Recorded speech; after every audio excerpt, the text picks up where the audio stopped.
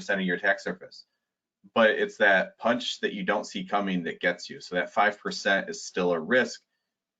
As an organization, you have to account that, you have to consider that ASM is still just a tool built by humans. It's going to have its own shortcomings, based on human fallacies. So don't assume that it's complete. Assume that you still have more work to do. The other side, even though ASM, I will say, I get excited about ASM because of how good it is at discovering things. So that's, the asterisk there is it's almost perfect, but it's not quite. The other side, the other thing I emphasize, and I touched on this a little bit earlier, is the internal attack surface.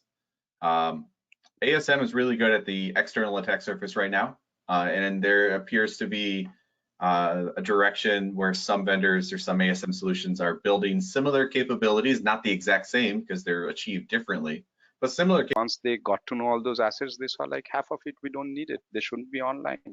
Yeah. They actually went and kind of reduced the attack surface, which is great from the security perspective, but also reduced the spend on cloud costs. That's a great point. How many organizations have you worked with? Or, I've worked in many organizations that once they start to wrap their arms around the attack surface, they start to say, wait a second, I thought that was decommissioned a year and a half ago. What is it still doing?